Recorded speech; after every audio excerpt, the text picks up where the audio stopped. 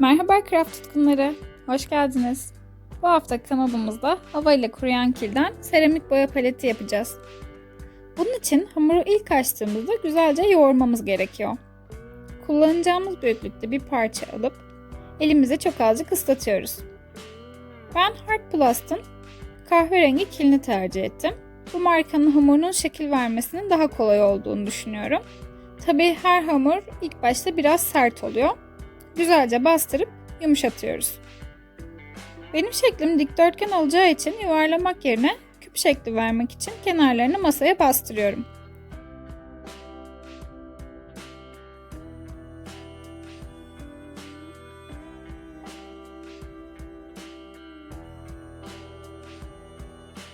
Hamurumu açmak için evdeki kavanozlardan birini kullandım ben. Sizin buna özel malzemeleriniz ya da oklavanız olabilir. Onunla açabilirsiniz. Dikdörtgenimi biraz daha büyütmek için parmağımla hamuru yaydırıyorum. Arada parmaklarınızı ıslatıp devam edebilirsiniz.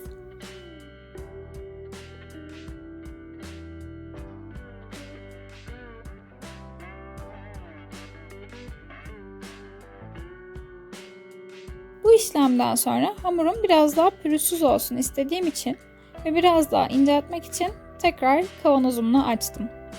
Çok da ince olmayacak ama. Devamında kenarlarını dümdüz yapabilmek için bıçakla fazlalıkları kesiyorum.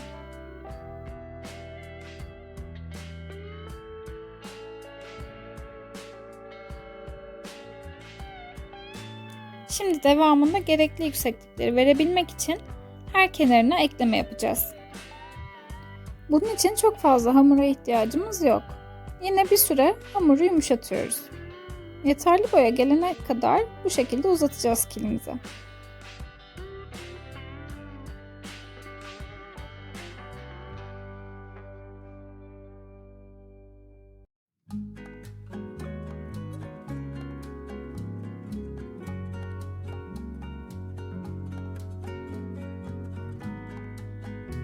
Biraz fazla uzun olmuş. Böyle fazlalıkları keserek devam edebiliriz.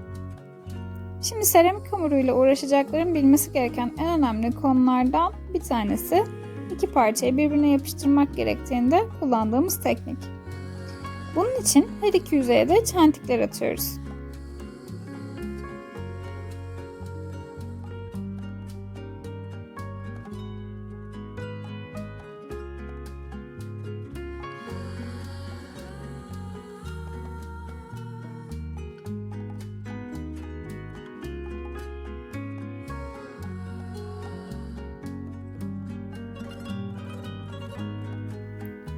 Sonra minik bir parça hamur alıp onu suyla balçık haline getiriyoruz. Ben biraz da stres atmak amacında olduğum için karıştırmak için parmaklarımı kullandım.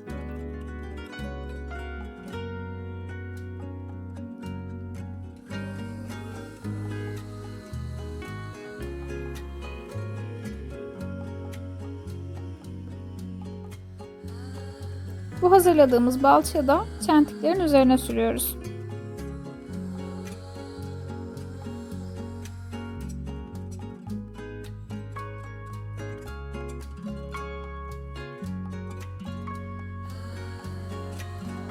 Çentikli yüzeyleri denk getirdikten sonraki aşamamız üstteki parçadan minik minik parçaları alttakine yapıştırmaya başlamak olacak.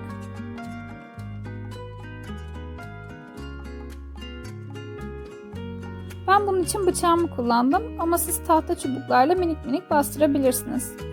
Ya da direkt parmaklarınızla da bunu sağlayabiliyorsunuz aslında.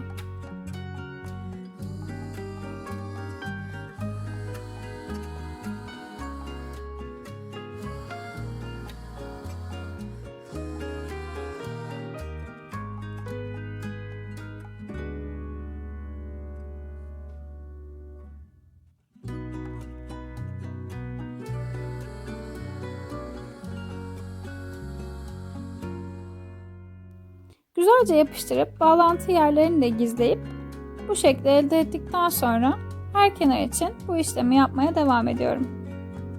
Yüzeyi pürüzsüzleştirmek için de yine parmaklarımı biraz ıslatıp o yerlerin üzerinden geçiyorum.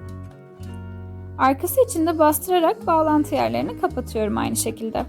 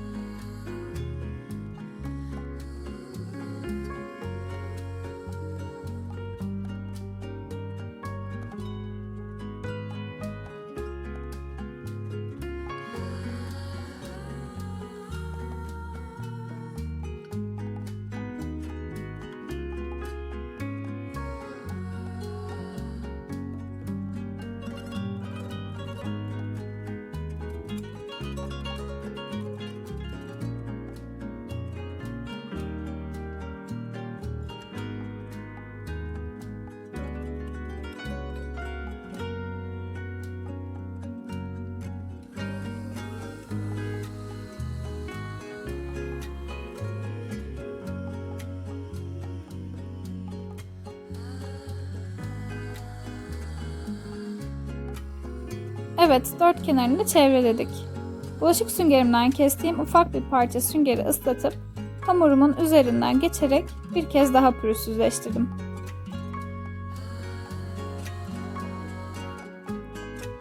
Şimdi bu altı gözlü bir palet olacağı için az önceki yöntemlerle bir parça ekleyerek ortadan ikiye bölüyorum.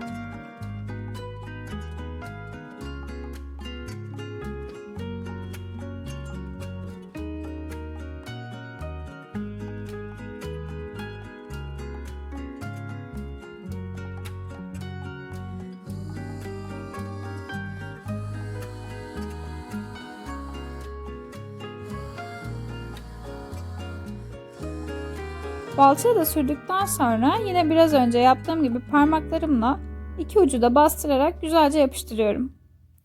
Bu aşamada artık bu parçalar eklenti gibi görünmemeli ve bir bütün hissi vermeli.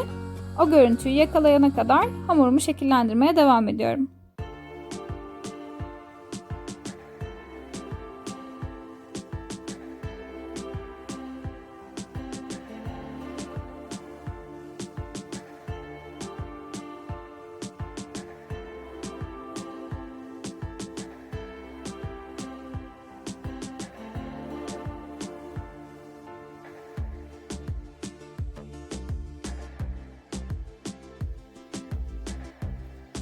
Devamında bu minik parçaları da ekleyerek paletimi 6 parçaya bölmüş olacağım. Bu parçaların artık tam kesilmiş olması önemli çünkü ekstra yükseltiler oluşturmaması lazım.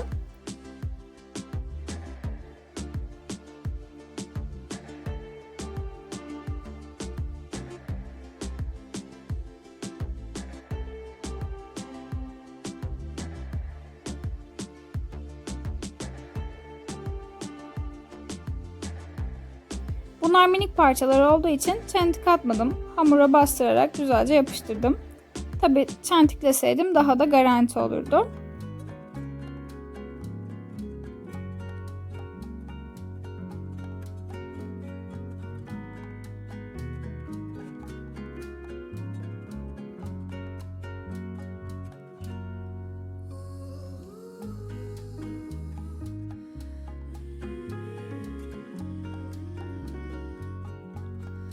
Bütün parçaları yaptıktan sonra kuruması için bırakıyoruz. Yaptığınız parçanın büyüklüğüne, ortamın sıcaklığına ve başka etkenlere göre kuruma hızı değişiyor. Ben 1,5 gün kadar bekledim. Bu renge ulaşınca da zaten artık ürünümün hazır olduğunu anladım.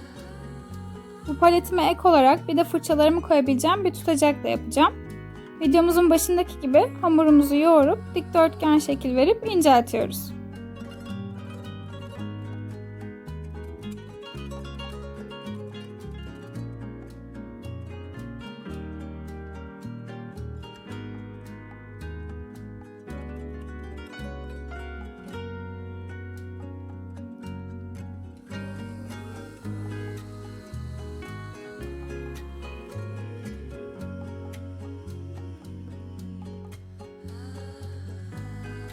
Eşitlemek için bir cetvel kullandım.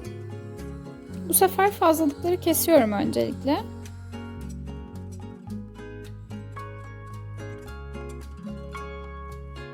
Sonra üstündeki eşitsizlikleri de cetveli bastırarak dengeliyorum.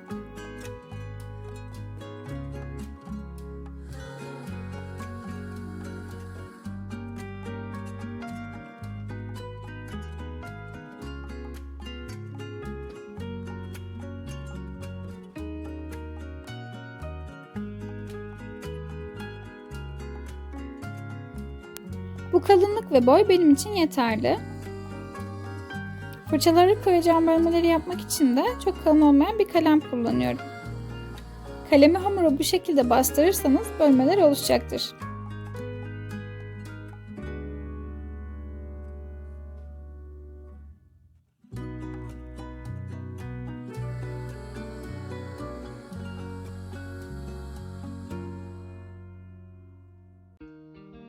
Bu parçaların pürüzlerini de bastırarak düzeltiyorum.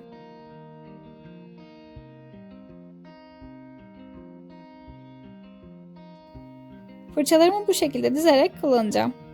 Bence çok güzel olacak. Şimdi bu parçamızı da kurumaya bırakabiliriz.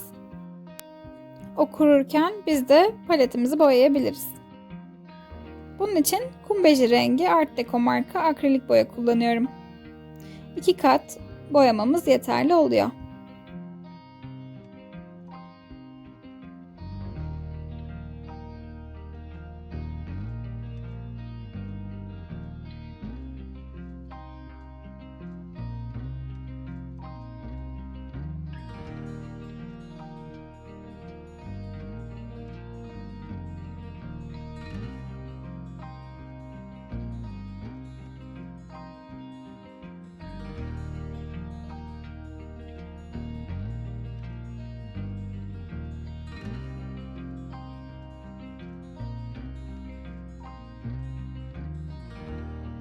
Boyamamızı tamamladıktan sonra bu kadar sade kalmasını istemediğim için ben fırçayla boya sıçrattım. Ve üzerine bir kat vernik geçtim hem önünün hem arkasının. Çünkü biliyorsunuz boyayı döktükten sonra yıkamamız gerekecek ve sadece boya olursa bu süreç sıkıntıya girer. O yüzden vernikle kaplıyoruz. Bunu da aynı şekilde vernikledim. Bu sıçratma işlemini de gördüğünüz gibi fırçamın ucuna boyayı aldım, birazcık sulandırdım ve bu hareketle tamamladım. Bu haftalık da bizden bu kadar. Videomuzu beğenmeyi ve kanalımıza abone olmayı unutmayın. Haftaya görüşmek üzere.